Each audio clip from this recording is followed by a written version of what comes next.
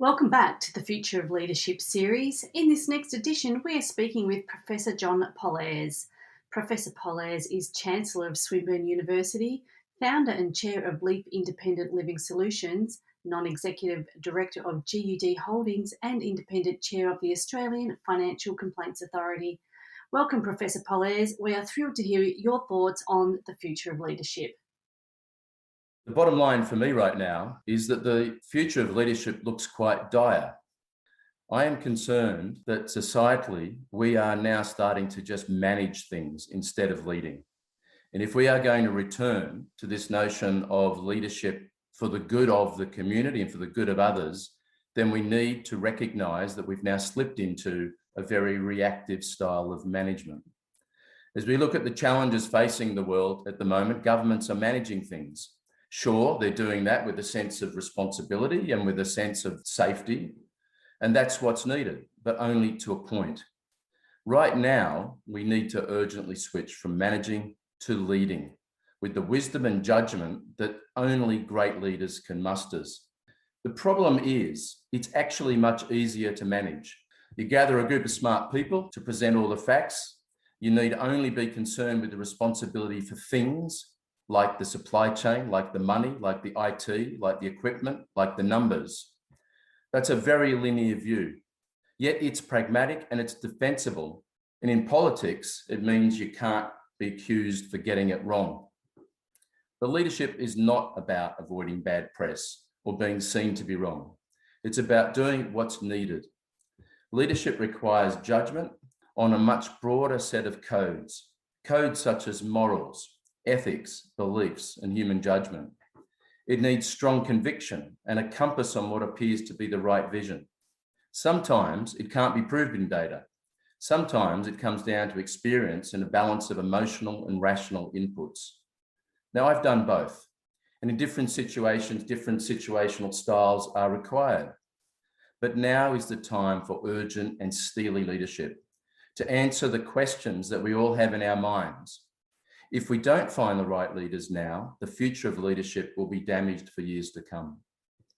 Now, at its heart, leadership involves leading humans, not merely managing things. True leadership is about having the courage to lead people with the clarity of vision, a broader moral and societal compass, and a sense of purpose and a belief that ensures you hold the course. When every so-called leader is trying to keep shareholders happy, or simply stay elected, we get short-termism and a lack of vision. In the last 18 months, many of our young people, many of our emerging leaders have been locked up at home. And many of them have not been able to return to an environment where they can freely and openly share their thinking, their ideas in a day-to-day context. And those who are trying to step out and do challenge are often asked politely in the community interest, but nonetheless to sit back, wait, do the right thing, not share their view, not go against the broader view. And that's just creating an environment where leadership is not going to be able to develop and emerge. We know through the statistics on loneliness in the community that 1 in 4, and sometimes even higher percentages, are lonely, despite being connected with other people. That may peak in younger age groups, in your late 20s, early 30s, and in your late 60s, early 70s. But across the board, loneliness is becoming endemic. And when you don't have the social contact, the opportunity to share ideas, to have your ideas tested, then again, we're breeding caution. We're preventing the conditions in which new and emerging leadership can evolve. Now, what have we also seen in the last 18 months? In the beginning of this crisis, we started with our bushfire crisis. Then we moved on to the COVID crisis. And we've been reminded recently with the IPCC report of the climate crisis again. But we've not made progress on the existential threats that are now showing up in this decade that are going to be important issues for us to address as we go forward. We need a different version of society now to emerge, not just out of the pandemic. We've needed this for some time. A society where the drive for economic and technological progress is properly balanced with inclusion, sustainability, and social equity, where people are heard, where we move away from this notion that the middle class will just accept what they're told and that those who haven't seen a pay rise for a number of years will get by, to one that genuinely looks at all of the pillars of our society and starts to bring them into balance. Again, that would be leadership for the greater good. So what are the kind of things that I see in great leadership that contribute to the style of leadership that I believe delivers the greater good? And for me, it's been a principle that I've deployed across all of the businesses that I've turned around and the societal involvement I've had over the years. And that is this notion for me of foundational leadership. It's about doing the right things and putting the roots down so deep that somebody can't come along and upset it. A bit like a tree growing. Got to get those roots in. It's got to be in healthy soil, and then you can see people flourish. Now that starts with us all having a strong sense of purpose. After all, that is what business is. It's people coming together. It's about understanding what your purpose is and how that links to the group and the purpose of the group that you're engaging with. So purpose is essential. What are we seeing today? We're seeing a large number of companies who think that advertising slogans stand for purpose. We've seen a couple of global powerhouses in the media and shared asset environment borrow purpose from the community. Some making an issue of disability, some focusing on caring for others, but none actually contributing to those important issues, just borrowing them for their advertising slogans. So purpose has to be something more than it is at the moment. So what are the things that actually make a difference beyond purpose? Well, affinity. How are we building relationships in the community and in the workplace? How are we keeping an eye out for that level of loneliness? Right now, when we've got so many young people stuck in their bedrooms on Zoom calls, how are the leaders in business bringing them out, helping them to be connected, putting an eye on their development and their expansion, ensuring that they're in good shape? It's all well and good if you've got a wonderful home office by a fire in the winter, but there are so many people who don't even have a proper chair to sit in to look after their own health and well-being. Interdependence is an important part. And interdependence isn't just about your willingness to contribute to others, it's your willingness to be contributed to. That's the real definition of interdependence. And are we seeing enough of that? Are we seeing that in the political leadership at the moment? I think not. I think right now, most communication is heading in one direction only. And we need to have much more two-way contribution to each other. Risk. We often think of risk as an important factor in any enterprise and in the community. And certainly risk is a question right now when we think about the existential issues facing the world. But risk isn't just about your appetite to take risk. It's about creating a safe environment where people with different risk profiles can speak up and be safely heard. The last one is ownership. Once we all align on a direction, then we have to hold the line together. I've often described this as behaving as if you wrote the strategy or the plan yourself. Now, of course, you don't sell out. When the government or any enterprise or any social cause puts a plan on the table, you owe it to yourself to challenge it, to make sure that it aligns with your sense of purpose, that you've given your input and you've heard what people have to say, that you felt safe in speaking up.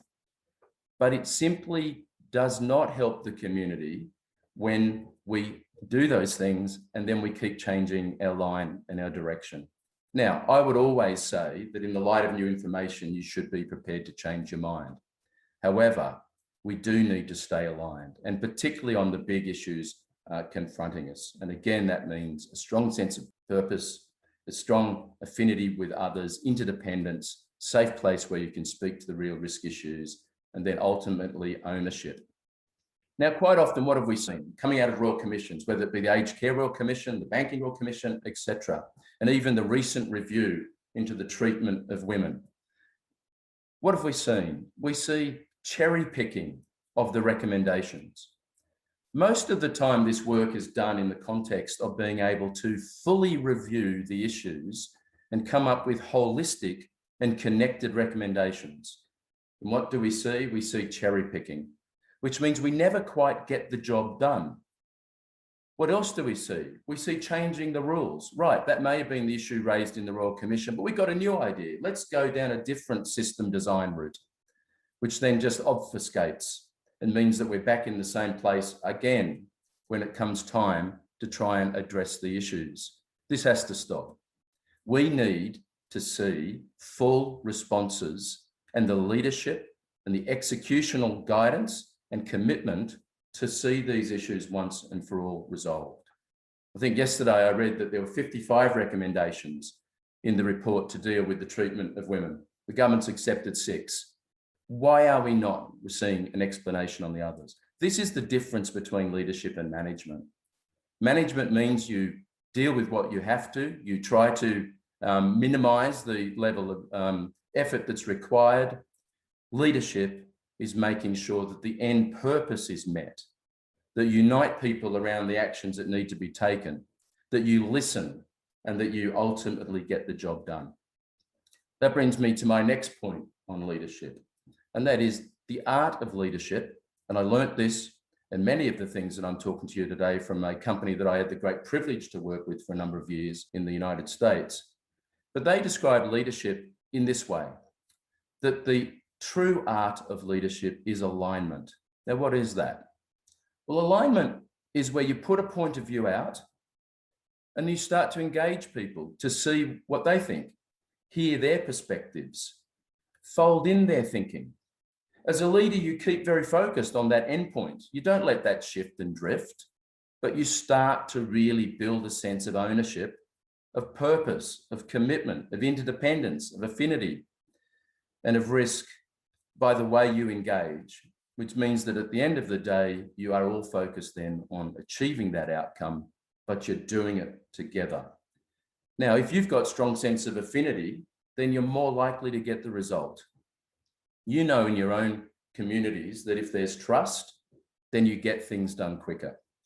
If there's interdependence, you get a better answer because you've been able to refine it. And if there's ownership, you can be more confident that the job is going to get done. So alignment is a very important skill. So let's just now talk about some of those existential threats that we face and why we are not in a period of leadership, but in fact, a period of management. So if we take 5, just the purpose of today's discussion. So how do we ensure equity and inclusivity is at the heart of the community that we create? Well, it is about listening to people. It's about confronting the enormous issues that we are facing in this country, whether that be the number of women who are homeless, who don't have enough superannuation to be able to survive through, whether it's the way in which we deal with different ethnicities and the different interests and alignments of members of the community, whether it's about the way in which we deal with our overall attitudes towards the differences in others. These are vital and important issues. And through the last year, we've seen them as substantial issues, even when one local government area is pit against another without proper explanation. So equity and inclusivity require leadership. How are we going to accelerate the progress on the Sustainable Development Goals? We don't hear right now what the real progress is. There's nowhere you can go to see what actions are being taken and to understand exactly what progress we're facing, where the barriers are, what the issues we're confronting and how we're dealing with them. We avoid making commitments around the future and what we want to see as the ultimate outcome for our country. And we've even seen the blaming of other countries who aren't as progressed for our own lack of progress or reason for not progressing. We've often talked about the importance of coal for this economy, but where is the substantial research going into clean coal or finding ways to make it work? Why are we disadvantaging those who start to buy electric vehicles? Why are we not encouraging a bigger shift through? Again, these are leadership issues and we're just getting a management response. How are we going to make peace with our planet? The bushfire episode, the issues that we have right now about the extinction of vast numbers of flora and fauna in Australia, the issues that we face on the barrier reef, what's our response? We talk about it in the context of where we're very focused on the clean ocean strategy, but we're one of the largest land masses in the world. Where's the balance in our agenda and the commitment if we're going to truly make peace with our planet? What are we doing to manage, to confront the looming humanitarian catastrophe around the world? Vast numbers of people around the world not getting access to COVID vaccines. Vast numbers of the people around the world living in poverty. Vast numbers of the people in the world undergoing major environmental catastrophe, and there's not enough support to help them. And many concerns in our own backyard, not least of which is the lack of progress in closing the gap when it comes to our Indigenous community and a genuine understanding of what's going to be required to improve the welfare for all Australians. These are vital and important issues. Again, it's about leadership. It's not about throwing a program out there and then hoping that it will stick. This is about long-term system design and execution, and that requires somebody at the helm who's going to keep the course. And that's important for us all. And then ultimately, the challenge that we're going to face around reimagining multilateralism. We've seen in the last 18 months a real deterioration in our relationship with some major trading partners. But at the same time, we've seen a lot of bad press around our treatment of different nationalities when it comes to visitors to our country. These issues need to be addressed. The deeper issues of how we recognise and respect others is certainly part of it. But we do need to be part of building new organisations across country boundaries that can start to address these issues together. Maybe the institutions of the past are no longer set and right for us going forward, but surely we owe it to start to think about how we build stronger and better results. We've just had a win with one of our politicians moving into the General Secretary role at the OEDC. But how do we make sure that we are more involved in these organisations? We don't simply take these issues on as important when we gain positions in these organisations, but that we're constantly there pushing, prodding, ensuring a better future, not for all Australians, but a better level of connectivity around these issues across the country. So for me, if I can, just to sum up the points from today, I think it's important that we recognise the difference now between true leadership and management, that we start to set aside the vested interests of how do I keep my job and how do I keep my role in politics, and we start to focus our energies on the purpose and the outcomes that are important for the community. You are far more likely to progress in your job. You are far more likely to stay elected if you can demonstrate the kind of achievement and progress towards those end goals. Not only will it create a much better environment for your employees, for the citizens, for the members of the community, but they will be a part of the solution. They will have the opportunity to engage, the opportunity to improve the plan, and most importantly, the opportunity to help in the delivery of that result. We are in a very interesting decade. I call it the decade of decisions. We must face up to the serious decisions that have to be taken over the next 10 years, many of which are facing us in the next couple of years. True leaders won't resign or resile from that challenge. They will embrace it. We must encourage our young and emerging leaders to have points of view on these things. We must encourage these young and emerging leaders to take more risk. And importantly, we must listen to the interests, the desires, the needs of our community in forging and aligning against the greater purpose for this country.